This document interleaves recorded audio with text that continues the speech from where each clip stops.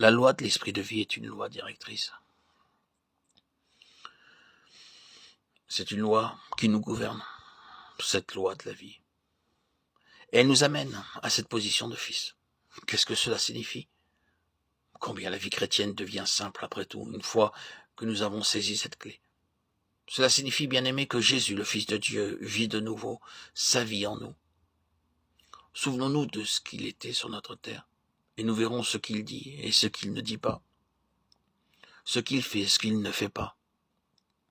Car ce qu'il ne dit pas et ne fait pas est tout aussi significatif que ce qu'il dit et fait.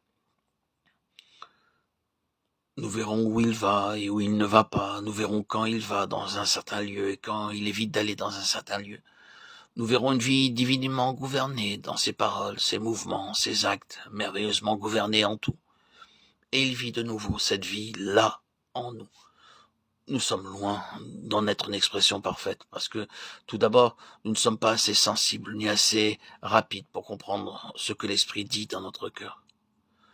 Nous n'avons pas une oreille qui soit exercée et bien accordée, simplement parce que nous écoutons trop d'autres choses. Nous ne sommes pas assez prompts à répondre et à obéir. Il n'y a pas en nous, par conséquent, une expression parfaite de Christ. Mais cependant, le fait fondamental existe, et nous le savons. C'est une affaire d'éducation, une affaire de gouvernement. Nous le savons tous. Quelle expérience nous avons de ce contrôle. De plus, cette expérience est progressive. Car à mesure que nous avançons, nous nous sentons de plus en plus profondément contrôlés. Ce qui, pour un temps, ne semblait pas avoir été touché. Non pas parce que Dieu l'approuvait, mais parce qu'il faisait notre éducation. Et ne pouvait pas dénoncer tout à la fois.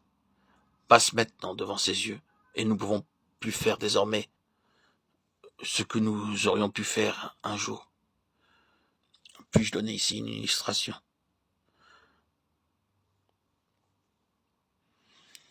J'avais souvent l'habitude de me servir de la littérature profane pour illustrer mes pensées. Je citais les poètes et beaucoup d'autres écrivains éminents. Oh, quelle illustration j'ai trouvé pour bien faire comprendre ma pensée. Le Seigneur me permit de faire cela pendant un certain temps. Mais je sais qu'il arriva un moment dans ma vie spirituelle où j'essayais de citer un passage d'un auteur connu dans une prédication et toute vie disparut. Mon sermon était parti et c'était comme si j'avais tout à recommencer. Mais je ne le pouvais pas. J'ai appris ma leçon. Très bien, je ne le ferai plus. Je fus encore enclin quelquefois à recourir à cela.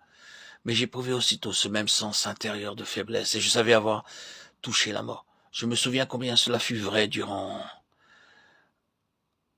un bon moment. Quelques-uns d'entre nous avions été très forts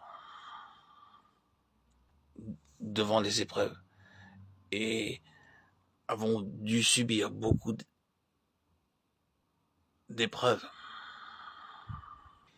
Mais Dieu ne permet pas que les choses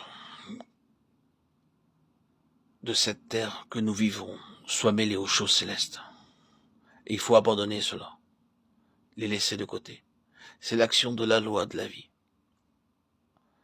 Personne ne m'a jamais dit tu ne dois pas faire cela. Il vaut mieux ne pas toucher à ces questions. Non, c'est l'esprit de vie en moi qui s'oppose à cela. Et me dit en fait, c'est la mort de prendre ce genre d'illustration terrestre. Si tu veux la vie, si tu veux que ton message signifie vie, si tu veux atteindre le but de Dieu, laisse toutes ces questions-là. Cela n'est pas né de Dieu, et il n'y a que ce qui est né de Dieu qui puisse accomplir le dessein de Dieu et retourner à Dieu. Mets donc tout cela de côté. Je dis que cette loi de l'esprit de vie est une loi qui nous gouverne. Si nous avons la vie et que cette vie est sa propre voie, nous atteindrons le but tout entier de Dieu. Ce n'est pas une chose abstraite, c'est une personne divine qui réside en nous. Christ, qui est la vie, nous dirige de l'intérieur par le Saint-Esprit, l'esprit de vie. Nous voyons ainsi dans l'action même, dans l'opération même, dans l'exercice même de cette vie, combien elle est entièrement autre. Elle ne veut pas cohabiter avec d'autres choses.